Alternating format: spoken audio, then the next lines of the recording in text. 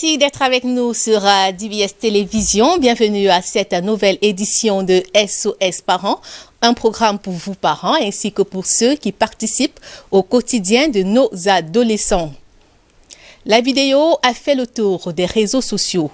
Les élèves en uniforme se livrant à des pratiques sexuelles dans une salle de classe. 29 secondes de scène immorale, indécente, obscène qui porte atteinte aux bonnes mœurs, servie au monde entier. Face à ces images choquantes et bouleversantes qui déshonorent le temple du savoir, les interrogations fusent. Les pratiques peu orthodoxes ont-elles trouvé terrain fertile dans les établissements scolaires? Quels sont les éléments catalysateurs? Le comportement des élèves est-il à l'image des parents ou de la société? Bien d'interrogations que nous allons tenter de décrypter en première partie de ce programme avec le concours de nos invités.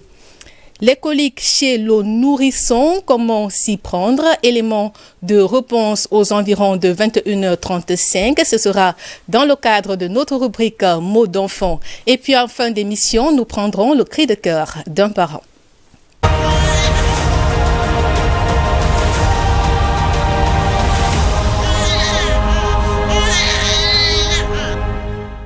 L'éducation est mise à rude épreuve.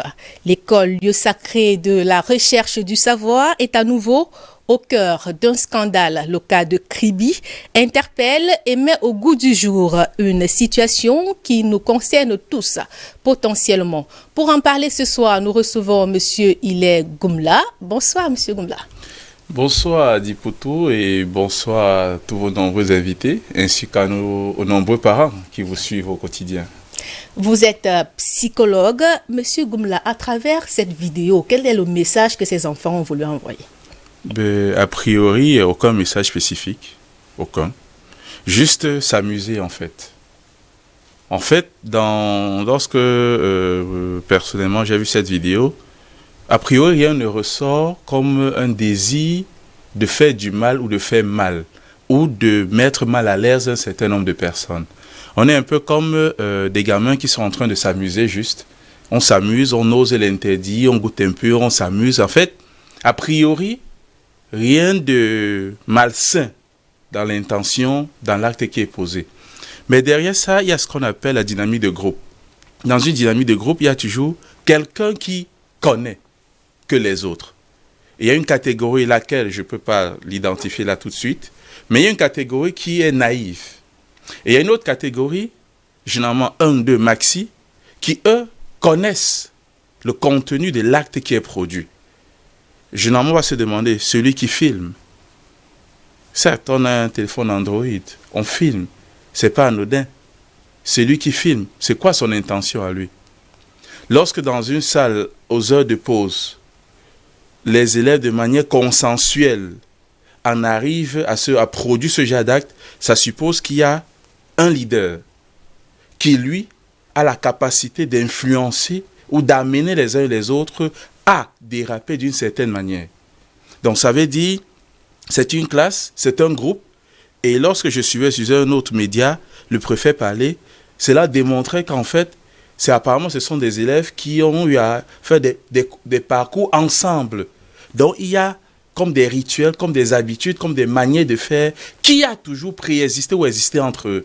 Donc, c'est un peu comme, au-delà d'être des camarades, ce sont des intimes entre eux.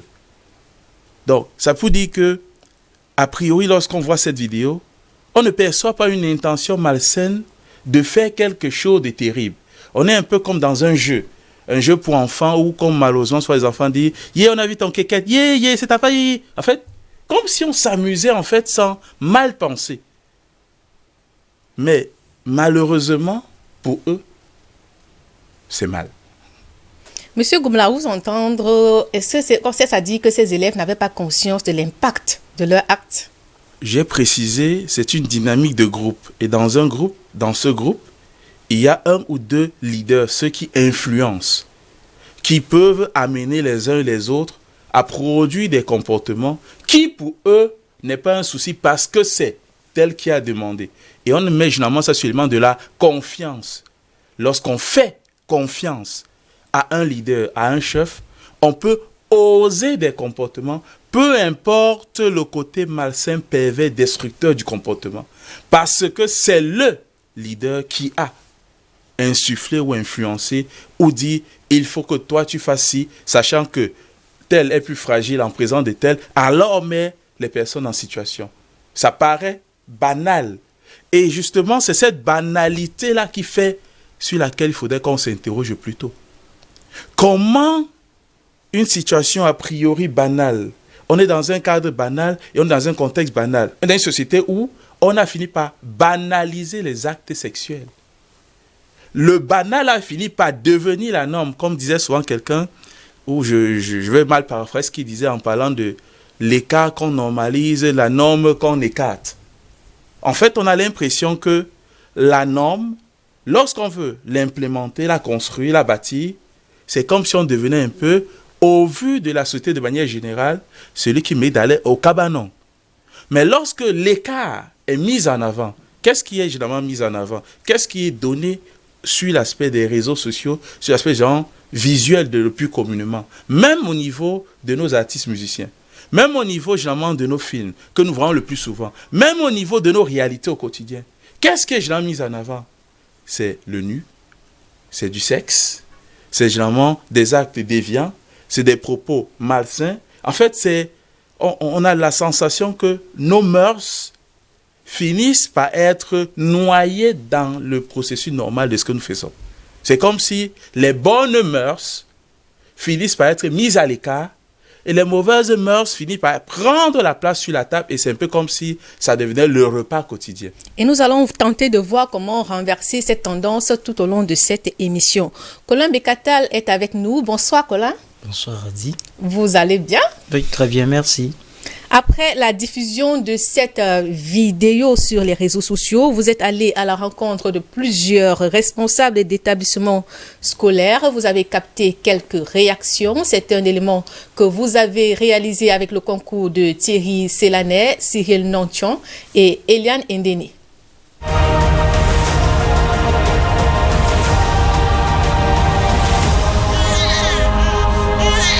Le malaise est notoire. L'école, malgré ses valeurs, est devenue un terrain de conflit au Cameroun. L'actualité est saturée des faits divers qui mettent au devant de la scène les individus scolarisés, du moins ainsi identifiés par leur uniforme. Le lycée bilingue de Kribi est depuis quelques jours une triste référence des valeurs morales. Une séance de partous par les élèves en salle suscite des interrogations sur la profondeur de l'aliénation de cette génération.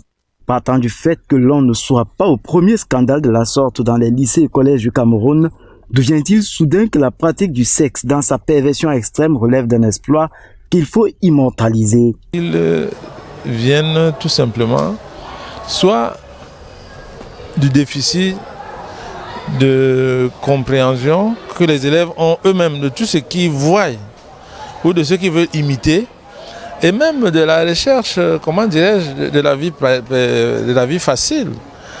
Les enseignants dans ce cas d'espèce auraient-ils baissé la garde? Ils n'en sont en tout cas pas exemptés de tout reproche. Ça fait vraiment très mal, mais ma question que je peux poser, je me dis que quand cela était en train de se passer, où était l'enseignant? Où était le professeur de l'établissement ou de la classe? Le rôle des smartphones dans ces fichiers amateurs pour adultes remet à coup sûr sur la table la question de leur utilisation sans censure par ces jeunes, notamment pendant les cours. Et les réseaux sociaux, par exemple, parce que vraiment, tout ce que les enfants voient, ils veulent aussi faire la même chose. Les télés, les téléphones. Alors que l'écho de Kribi n'avait pas fini de retentir, les nouvelles arrivaient déjà du lycée technique de Saint-Mélima qui faisait état de ce qu'un intendant était attaqué par un élève muni de matiette. D'autres enseignants étaient pris pour cible par leurs élèves à Bafoussam il y a quelques mois plus tôt. L'on a surtout en mémoire la tragédie du lycée de Nkolbisson à Yaoundé, dont la victime était Johnny Tchakounte Maurice, assassiné par son élève, et celle du lycée bilingue du Deido à Douala, où un apprenant aurait été tué par un autre. Le mal-être est à peine voilé, mais combien réel, la violence gagne du terrain aussi bien dans la société que dans les campus scolaires. Aujourd'hui, nous vivons dans une société où il y a beaucoup d'éléments de violence. Nous avons les guerres, nous avons les malentendus, nous avons les conflits, vous n'avez qu'à voir au niveau des tribunaux. L'industrie de la drogue semble bien prospérer à l'école. Les dealers y sacrifient les enfants sur l'autel de l'argent. L'appât du gain facile entraîne les enfants dans l'escarcelle des gourous friands du sang neuf. Moi, par exemple, au niveau du commissariat, j'ai vu un parent qui a amené son enfant qui lui a volé 130 000 pour obtenir on appelle ça comment, un porte-monnaie magique. Vraiment, ça m'a fait mal. Et là, le gars est allé jusqu'à ramasser les sous-vêtements de sa maman. Donc nous atteignons maintenant une période que nous ne savons même plus où aller, à quoi s'en tenir. Plus vulnérables sont alors ceux dont des parents brillent par l'absence, bien qu'apparemment présents. Le pire tient de ce que certains inculquent à leur progéniture le culte du droit à tout. Les parents ne nous aident pas. Vous allez voir par exemple un cas ici. Un élève, par exemple, qui ne fait pas son devoir. Alors, je dis à l'élève, toi particulièrement, je suis assise, je te donne le billet, ramène-moi ton parent. Et je vous dis, ça n'a pas fait 5 minutes que le parent. Mais c'était des fâcheries. Le parent dit non, même si son enfant ne fait pas les devoirs, on doit le laisser, on ne doit même pas appuyer. Mais pour quel résultat, chers parents? Ces parents ne prennent peut-être conscience qu'après la consommation, jusqu'à la lie de l'opprobre qu'aura causé leur enfant. Alors, à la question « faut-il inscrire son enfant à l'école ?», la réponse demeure jusqu'ici oui. Le défi tient en réalité de pouvoir garder ses valeurs pour pas que son idéal soit terni par une poignée d'individus inconscients et malveillants qui opèrent sur le dos des parents somnolents.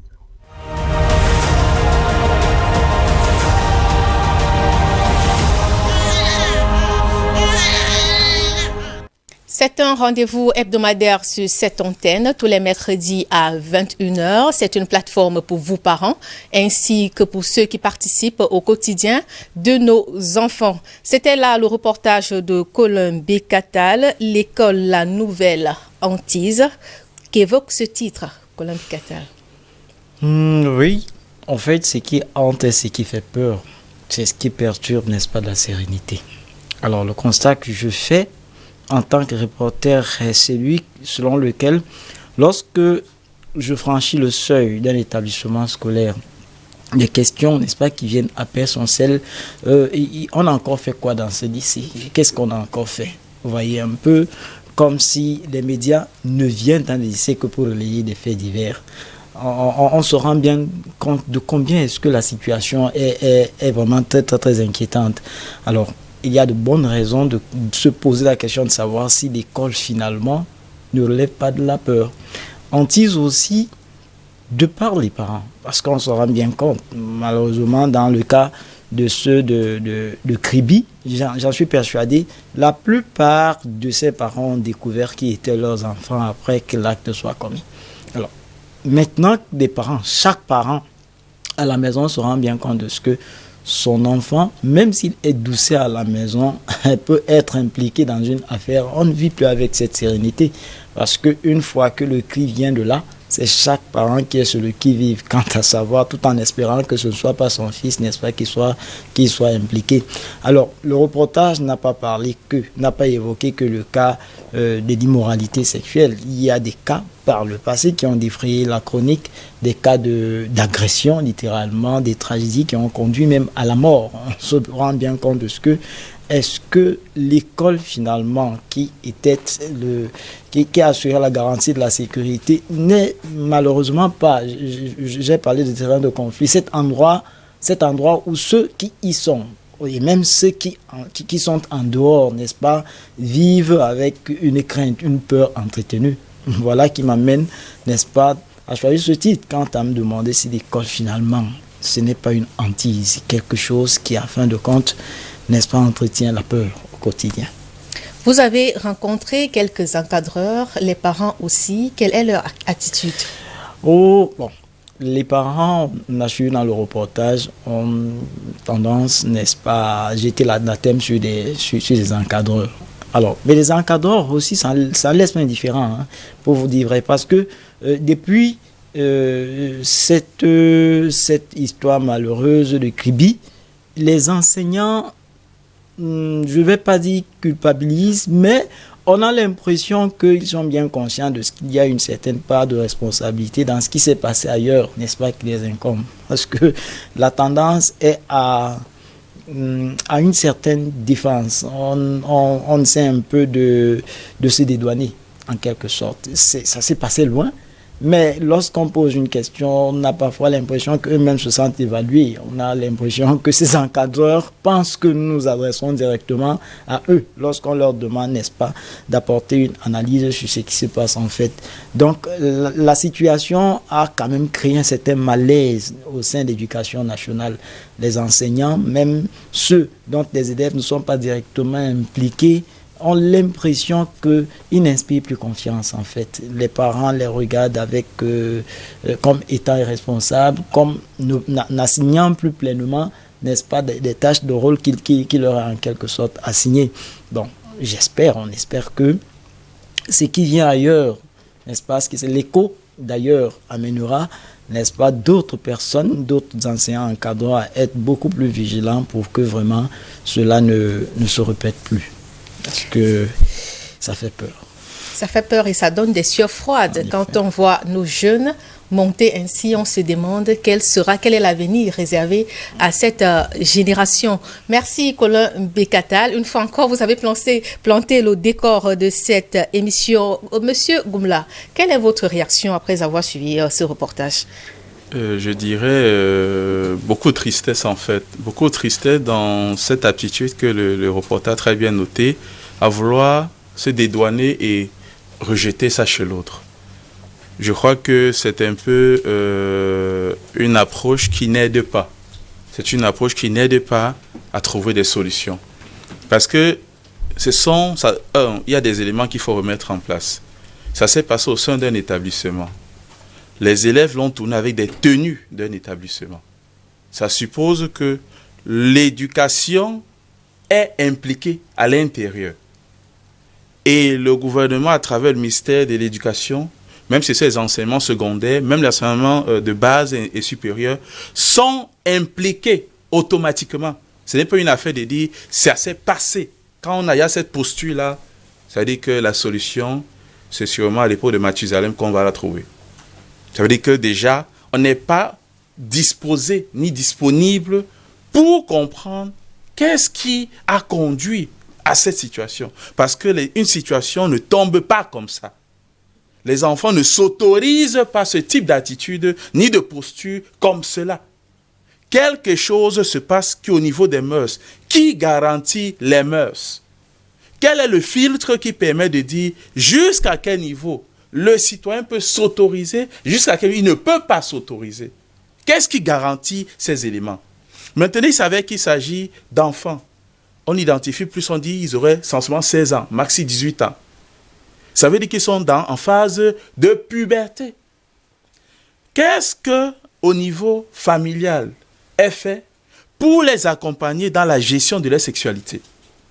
Qu'est-ce qui est fait au sein de l'établissement pour les accompagner au niveau de leur sexualité? Qu'est-ce qui même est fait au niveau gouvernemental pour accompagner cette jeunesse débridée qui se pose mille et une questions, qui veut comprendre qui elle est? Et même, allons même avec de l'école. Quelle perspective l'école offre par rapport au travail, par rapport à leurs talents, par rapport à leurs ambitions, par rapport à ce qu'ils sont en tant que jeunes? On dit couramment, la jeunesse est le fer de lance de la nation. C'est un mot fou, un mot où on fout tout dedans, ou c'est alors juste pour habiller les slogans, ou alors c'est une réalité. Posons-nous les bonnes questions et trouvons les bonnes réponses. Ne fuyons pas parce qu'il y a une difficulté. La difficulté veut justement dire, il y a un malaise. Trouvons, allons-y, allons au cœur du malaise. Parce que ce sont des cas qui sont passés ailleurs. La différence que je noterais, c'est sûrement à ce moment-là, il n'y avait pas encore les téléphones Android et ou les réseaux sociaux pour que justement on puisse avoir accès à l'image et la preuve que ça s'est passé. Parce qu'avec des amis sur d'autres réseaux, notamment, ils discutaient que oui, mais cher ami, tu te plains aujourd'hui, mais nous on l'avait fait, non? À telle époque, dans tel sabien, non? Parce qu'il n'y a pas de réseaux, non? Donc ne tire pas trop sur les gars là, parce que nous-mêmes aussi on avait fait ça, non? Quand nous étions encore là-bas, on avait fait, non? Parce que Ça veut dire que ce n'est pas une affaire qui n'est pas nouvelle. Mais alors, apprenons à s'arrêter un moment à dire pause. Plus loin je suis que ces enfants étaient presque tous exclus. Je voulais en venir, M. Ngoublab. 14 enfants impliqués dans cette vidéo ont été exclus. Est-ce que le problème n'a pas seulement été déplacé? Je crois que nous aimons bien déplacer le problème. Dans notre contexte, généralement, on se sent plus à l'aise en noyant le poisson. Quand on noie le poisson, ça permet que, oui, il y aura un nouveau scandale et vroup, la communauté nationale, internationale, locale va détourner son regard et on sera ailleurs. Et ça permet que, oui, mettez ça sous.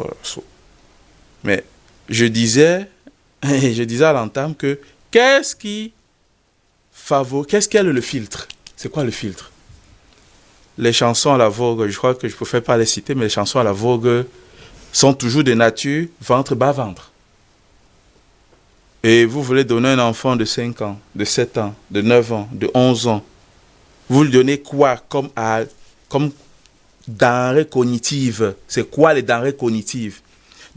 C'est quoi l'inconscient collectif que nous créons pour nous-mêmes? Parce qu'un peuple marche à travers un inconscient. Qui crée cet inconscient? C'est l'État. L'État à travers des personnes qui ont la responsabilité de porter cet inconscient. Parce qu'ils doivent construire un type de citoyen précis. Quel est le type de citoyen que nous voulons avoir dans notre société? Celui qui marche par les réseaux ou celui qui marche par la compétence? Ça veut dire, cette situation, plutôt elle est, comme on appelle, moi je dirais, en elle-même n'est pas un problème. Elle est juste, comme on dit, l'aspect visible de l'iceberg. C'est-à-dire, elle met juste, comme si on voit des hématomes sortis sur des boussifus sortis sur quelqu'un, parce qu'il aurait un problème interne, alors il y a comme l'abcès qui sort pour dire, à l'intérieur, il y a quelque chose de plus douloureux. Apprenons à faire réellement une pause, à s'arrêter vraiment autour des problèmes et à vraiment construire, à comprendre qu'est-ce qui s'est vraiment passé, pourquoi on en arrive à ça. Notre deuxième invitée nous a rejoint, Madame Efouba Bissène-Romaine. Bonsoir. Bonsoir, madame. Vous êtes conseiller d'orientation, psychologue du développement, consultante en éducation spécialisée. Dites-nous, quelles ont été vos impressions lorsque vous avez regardé pour la première fois cette vidéo? En fait, personnellement, je n'ai pas pu la regarder. Parce que je me suis dit, c'est des jeunes inconscients qui ne savent pas ce qu'ils font. Et généralement, moi je dis, il ne faut pas être des followers. Quand on t'envoie une vidéo comme ça, tu vois déjà le contenu. C'est mieux de l'arrêter à ce niveau. Donc moi, je n'ai pas regardé, je n'ai pas fait suivre. Vous êtes conseiller d'orientation, vous œuvrez au quotidien aux côtés de ces enfants, vous les encadrez pratiquement au quotidien. Selon vous, qu'est-ce qui n'a pas marché? Je dirais, je vais reprendre le discours du psychologue tout à l'heure. Les parts sont partagées. Parce que les enfants de nos jours ont une éducation qui n'est pas contrôlée. Avec la venue de l'Internet qui bouleverse le système éducatif que nous avons connu. Non seulement ça, il y a les parents qui de plus en plus mettent beaucoup de privilèges à la recherche du gain quotidien. Et troisièmement, il y a le système éducatif qui allège la discipline. Parce qu'il faut le dire, dans nos établissements, la discipline est morte. Et ce n'est pas la faute aux surveillants généraux, ce n'est pas la faute aux proviseurs, mais la faute vient plus loin. Parce que quand ton supérieur te dit, laisse cet enfant-là arriver en retard. Je ne veux pas voir d'enfants dehors. Les retardataires, je ne veux pas les voir dehors. Ça signifie, si ton élève arrive à 9h, tu es obligé de le mettre à l'intérieur de l'établissement. Et quand tu as fait ça une fois, deux fois, il sait qu'il est impuni. Non seulement ça, à l'époque du feu Bapès, il y a eu un texte ministériel qui interdisait le port du téléphone dans les enceintes des établissements. Ce texte a été mis sous les cartons. Et de nos jours, nous sommes là. Quand un surveillant général prend confisque le téléphone de l'élève, c'est le parent qui vient porter plainte au surveillant général. Et le surveillant général n'a aucune couverture ministérielle. Il risque même la prison parce qu'il a voulu mettre de l'ordre dans l'établissement. Alors, quand vous êtes face à une situation pareille, vous allez couvrir votre personne. Et ça dit qu'il y a un laisser-aller dans les établissements. On peut dire ça. On peut dire ça parce que aujourd'hui, moi particulièrement, j'ai l'impression que l'élève doit être cajolé, caressé sur le sens du poil, ne pas être battu. On a d'abord supprimé la chicotte à l'école, on a supprimé les punitions parce que quand les inspecteurs arrivent dans les établissements, ils trouvent qu'on a mis l'élève à genoux.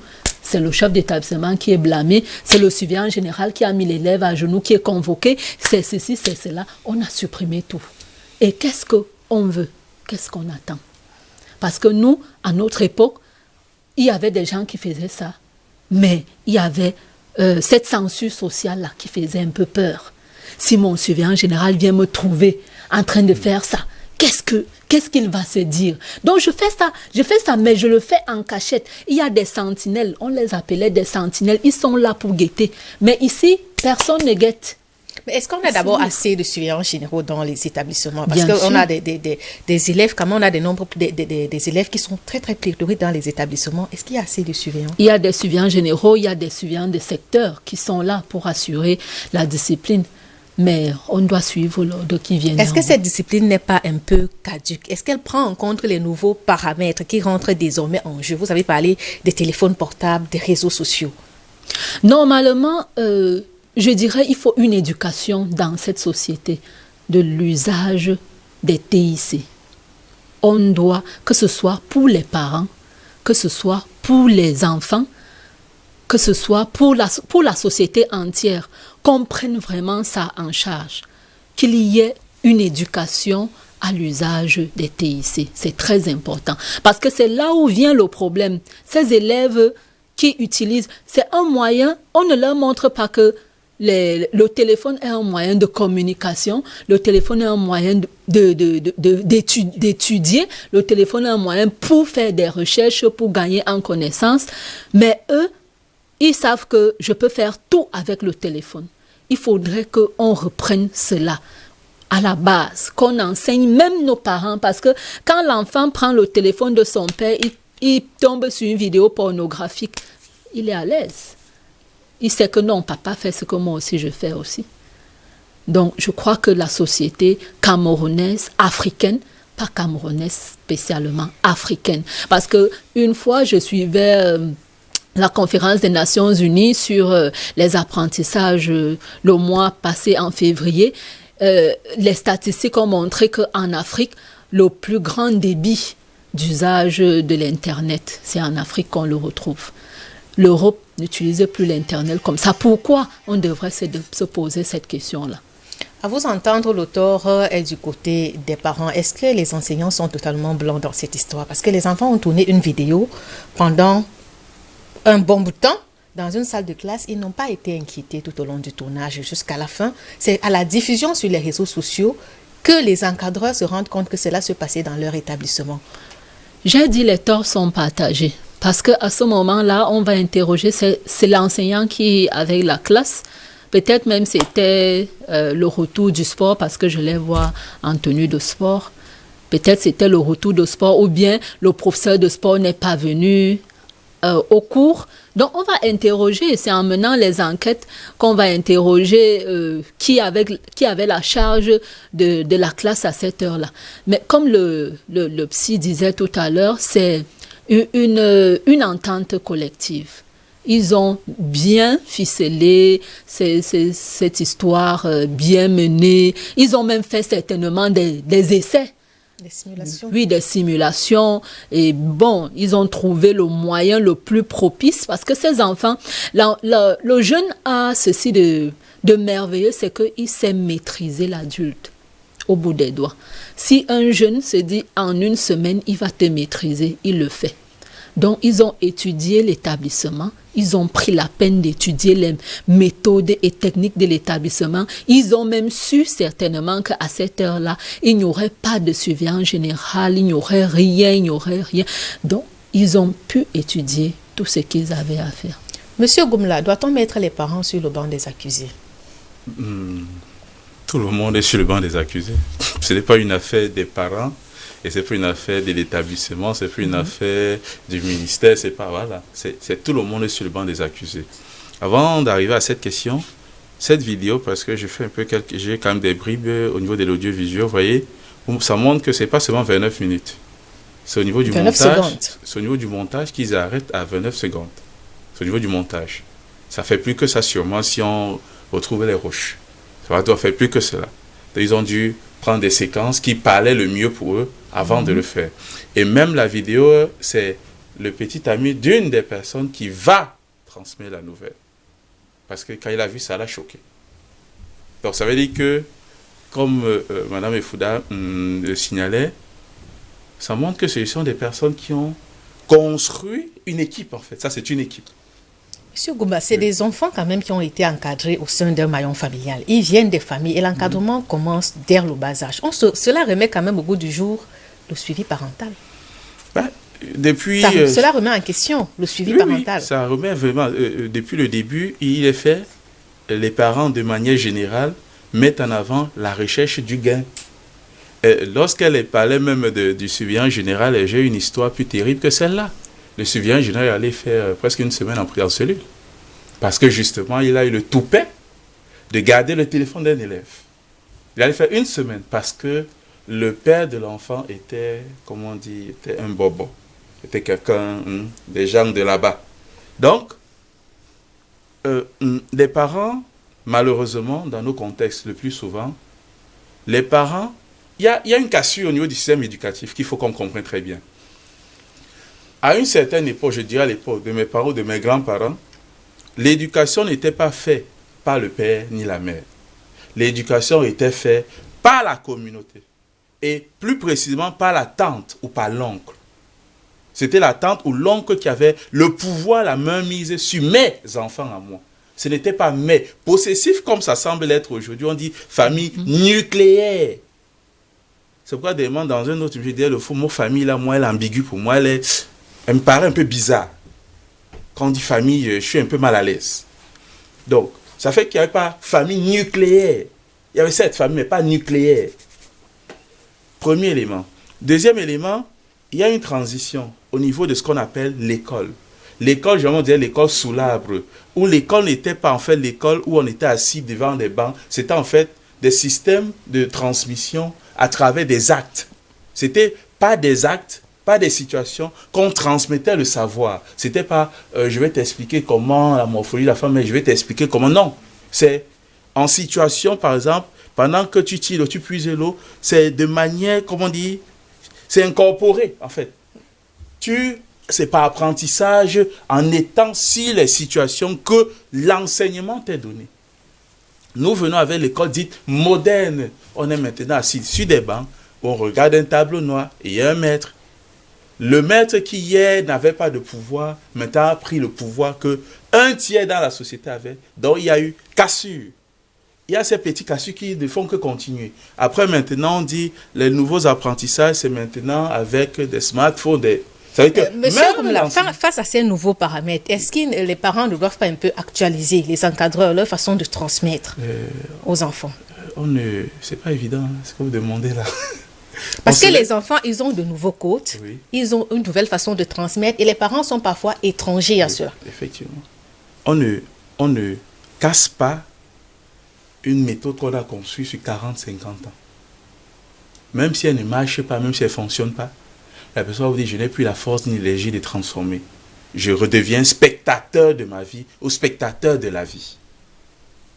Malheureusement, c'est ça qu'on dit et c'est l'État maintenant qui a ce pouvoir d'actionner.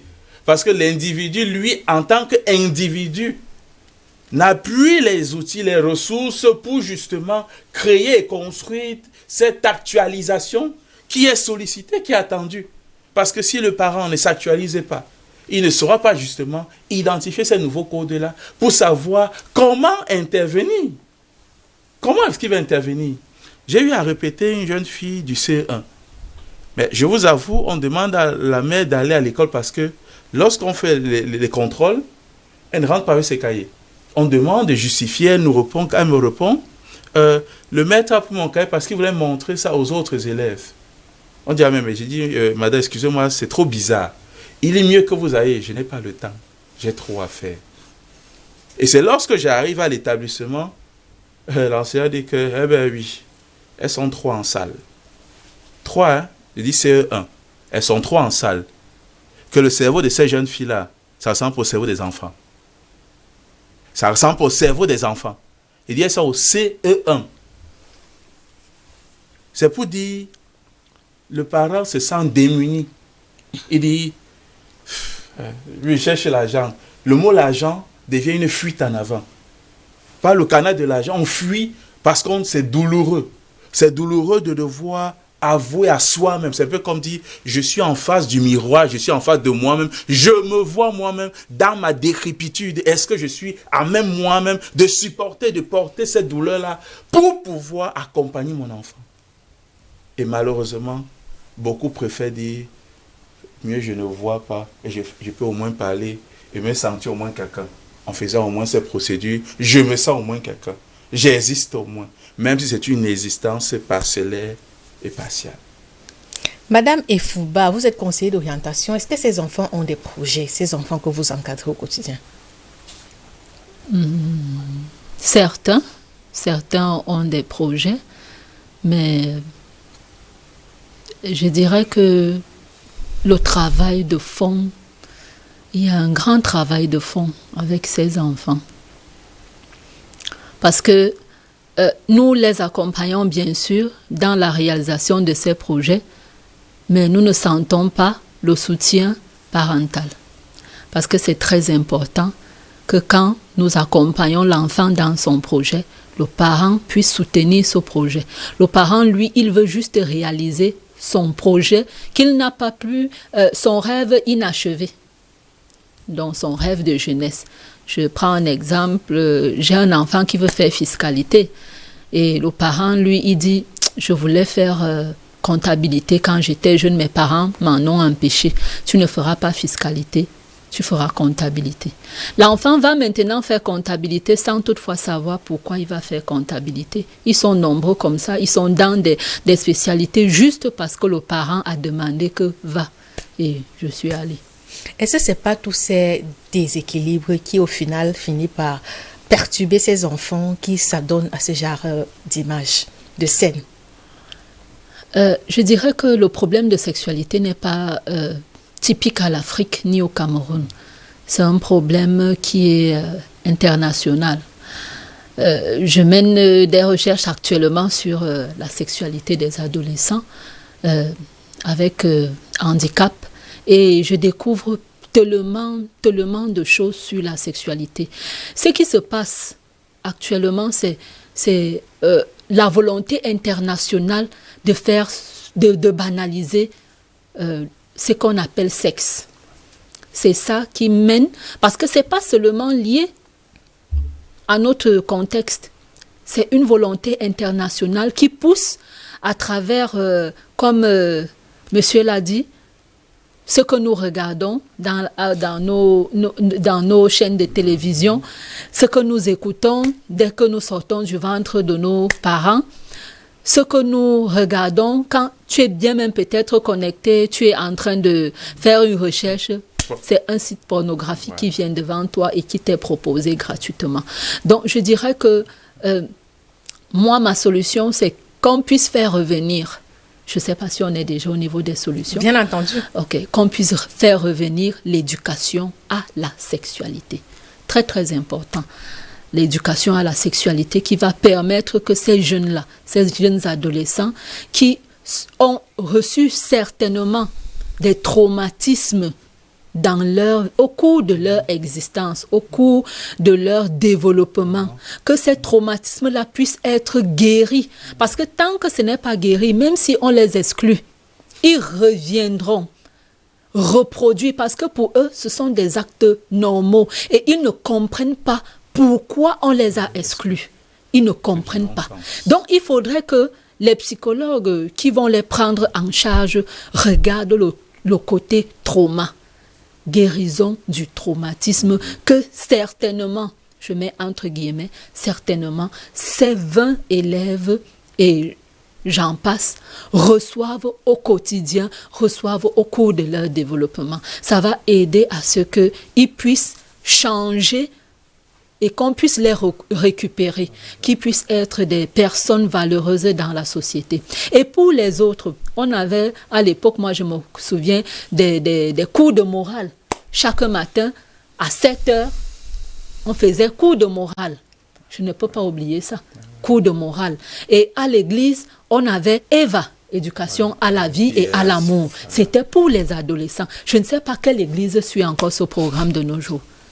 Question. Et maintenant, dans nos programmes, vraiment, instituons l'éducation à la sexualité, que ce soit un programme vraiment soutenu, que ce ne soit pas juste un programme qui sera récupéré par des gens pour pouvoir se faire de l'argent, mais que ce soit un programme soutenu et que la discipline revienne, qu'elle soit vraiment ce qu'elle était avant. On n'a pas peur.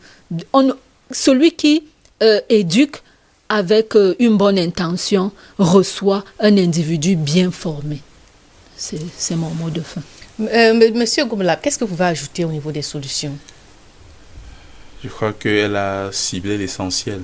L'essentiel parce qu'elle a touché le nœud en fait. Le nœud, ce sont ces traumas que bien souvent on n'évoque pas, on n'en parle pas, on banalise, on tourne, on fait semblant comme si on parlait de 1001 choses, mais on ne touche pas cet élément-là.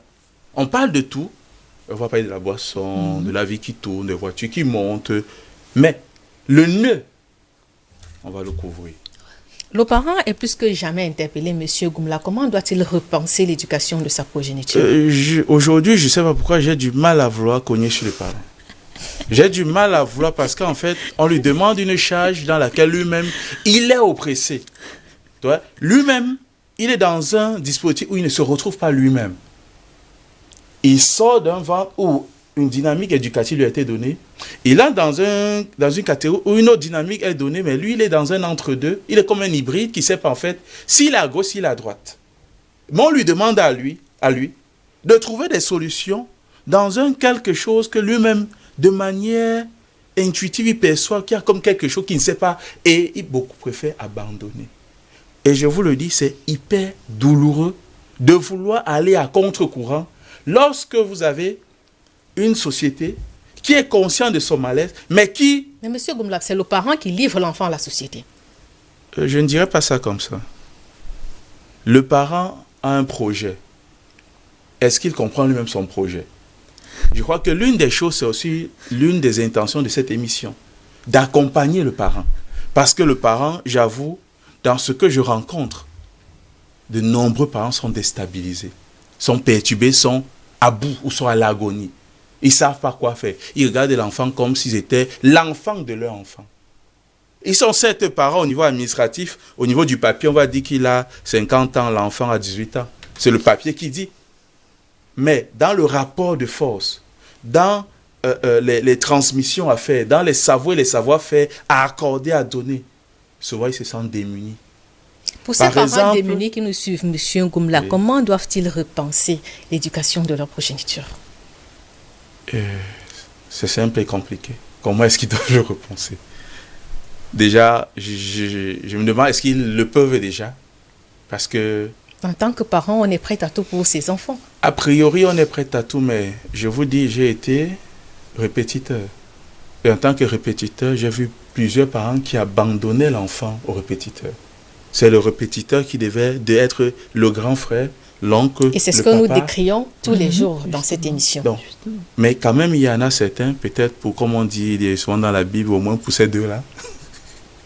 Au moins pour ces deux-là, bon, deux, c'est juste de manière symbolique que je dis deux, il y en a plusieurs qui veulent vraiment. Pour ceux-là, ça va demander une transformation dans laquelle ils doivent opérer. Un peu comme un travail chirurgical qu'ils doivent opérer pour retrouver où est-ce qu'il y a le mal, où est-ce que ça ne va pas. D'abord pour eux, parce que pour savoir aider l'autre, il faut savoir s'aider soi-même. S'ils trouvent les réponses pour eux, ils trouveront aisément les réponses pour l'enfant. Vous voulez ajouter quelque chose, Madame Efouba, ce sera pour sortir. Oui, je voulais dire que moi, je ne partage pas trop l'avis de mon confrère psychologue parce que même si je suis traumatisée, même si je suis perturbée par la recherche du gain, mon avenir, c'est quoi? Si je ne peux pas répondre à cette question-là, si demain ou après-demain, cet enfant pour qui je me bats pour le pain quotidien devient un fumeur de chanvre, qui aurait perdu, qui aurait gagné? Je crois que chaque parent qui sort chaque matin et qui se bat pour le pain quotidien de son enfant, de sa progéniture, devrait se poser ces questions-là. Donc, dire que on ne doit pas taper sur le parent. Le parent, c'est celui qui est chargé de l'éducation. Ne nous leurrons pas. Le répétiteur ne peut pas éduquer l'enfant comme le parent. Donc, le parent doit trouver un moyen d'établir un programme pour sa maison. Même si je sors chaque jour, que je consacre un jour pendant lequel je dois connaître l'individu que j'ai mis au monde. C'est ça qui dépasse les parents et c'est pourquoi ces enfants-là se retrouvent avec des téléphones à la maison. Parce que quand l'enfant sort le matin, le parent n'est pas au courant s'il a pris le téléphone ou non. Pourquoi? Parce que sa tête, c'est seulement le travail. Il a acheté le téléphone parce qu'on a dit qu'il faut des cours sur le net. Il s'en fout du reste. Non, chers parents, prenez vos responsabilités en main. Quand l'enfant, établissez une norme. Si l'enfant va hors de la norme, il y a la punition. C'est ce qu'on appelle apprentissage par renforcement, je crois bien. Il y a la punition. Donc, s'il traverse la norme, il y a la punition. Maintenant, ça va établir cette norme-là qui fera en sorte que l'enfant va respecter. Je dois déposer mon téléphone à 21h. Je dois le déposer le matin. Tu n'auras même pas besoin de demander où est le téléphone de telle personne. Il y a beaucoup de maisons qui fonctionnent comme ça. Le parent sait juste que quand il jette le coup d'œil sur l'armoire avant de partir le matin et avant de fermer cette armoire-là, il voit 5 téléphones pour chaque enfant. Avant de dormir, il jette le coup d'œil. Et quand bien même les enfants sont concentrés, par exemple, à pianoter leur téléphone, il faut qu'ils rôdent. Quand il a le temps, qu'il rôde. Et qu'il verra ce que l'enfant fait. Parfois même, il doit prendre ce téléphone-là par surprise. Oui, il verra. Donc, chers parents, prenons nos responsabilités entre les mains et nous allons sauver cette jeunesse-là qui est en train de vouloir se perdre. Nous allons marquer une pause pour parler d'autre chose. C'est le moment de notre rubrique mots d'enfant. Ce soir, on fait un gros plan sur les coliques du nourrisson. Voyons comment s'y prendre avec la pédiatre Sandrine Mendunga, rencontrée avec le concours de Hervé Nguetti.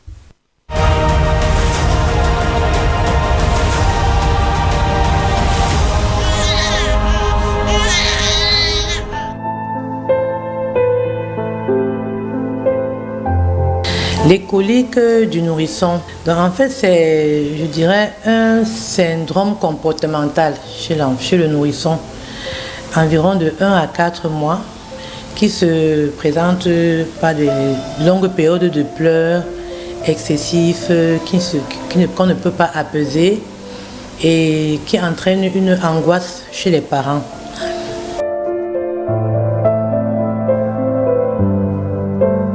Ça a des causes pas très déterminées.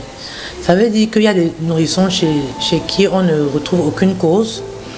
Il y a des nourrissons chez qui on pense qu'il y a peut-être une remontée acide. Ouais, les nourrissons qui ont souvent des remontées de lait, puisque ça sort de l'estomac, ça peut créer une douleur et l'enfant pleure. Ça c'est une théorie qui est un peu récente, où on pense que les coliques ne sont même pas vraiment des douleurs. Pourquoi? Parce que les antalgiques ne calment même pas les coliques. Ça veut dire que quand l'enfant pleure, en fait, c'est un inconfort digestif. L'enfant est mal à l'aise dans son ventre, comme je peux dire, dans son ventre. Ce qui fait que l'enfant a souvent beaucoup de gaz et on incrimine cela ces derniers temps par un déséquilibre entre les bactéries normales du tube digestif. Parmi lesquelles il y a les bactéries pathogènes, dont les bactéries dites qui sont pathologiques, et les bactéries bénéfiques. Donc lorsqu'il y a ce déséquilibre entre les bactéries pathogènes et bactéries bénéfiques pour l'organisme, il y a donc prolifération des gaz et ces gaz-là vont distendre le tube digestif et créer des inconforts, pas forcément les douleurs, parce qu'on a vu que les antidouleurs n'ont vraiment pas assez d'efficacité. Bon, on a aussi incriminé l'immaturité du tube digestif de l'enfant en général.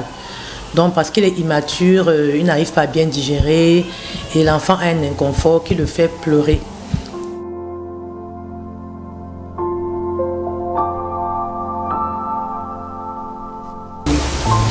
Oui, on a le principal symptôme dans les coliques, c'est les pleurs. Un nourrisson qui pleure beaucoup, plusieurs heures par jour. Avant, il y avait une définition qui disait la règle des 3 heures par jour, 3 jours par semaine, 3 semaines par mois ou 3 mois. Mais maintenant, il n'est plus d'actualité parce qu'un enfant qui pleure seulement 2h50 n'est pas très différent ou n'a pas moins de coliques qu'un enfant qui pleure 3 heures. Donc, un enfant, vraiment, on se limite surtout sur les pleurs. Maintenant, les pleurs peuvent être accompagnés de quoi?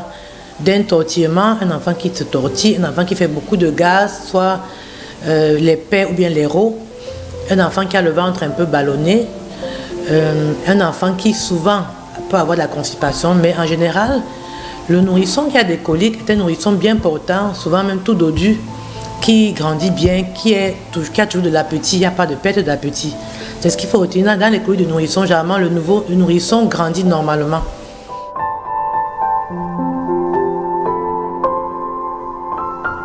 Bon, en cas de colique, le problème majeur, c'est de rassurer les parents.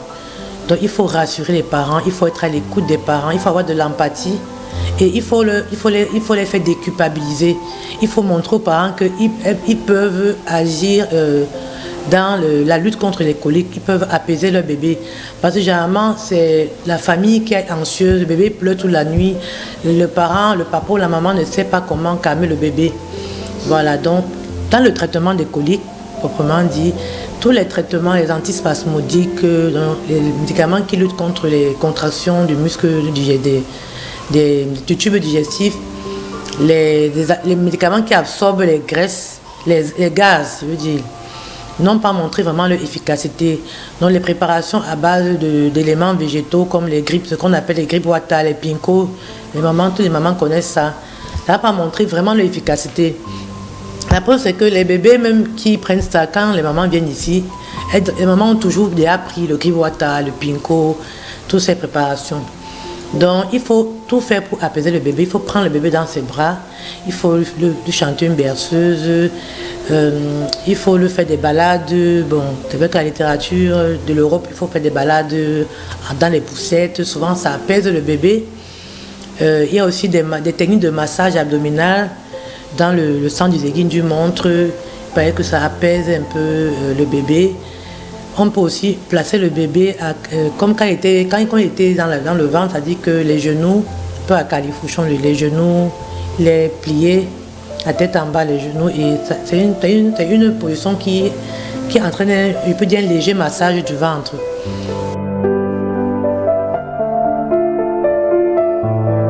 En matière de prévention, il est difficile de prévenir les coliques parce que ce n'est pas tous les nourrissons qui feront des coliques.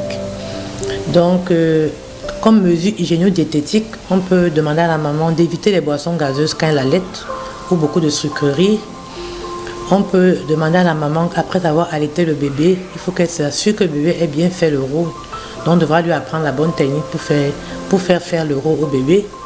Il faut nourrir le bébé dans le calme. Il faut reconstituer, si c'est un bébé qui est nourri au substitut lait maternel, ce qu'on appelle encore lait artificiel, il faut bien reconstituer les biberons, c'est-à-dire que comme 30 ml pour une cuillère rase, éviter que le bébé n'aspire beaucoup d'air quand il prend son biberon, parce que le bébé prend toujours de lait, même qu'elle allait, c'est pour ça qu'il fait le rot. Mais avec le biberon, c'est encore plus facile de prendre de l'air, parce que souvent, on tient mal le biberon, le bébé aspire carrément de l'air.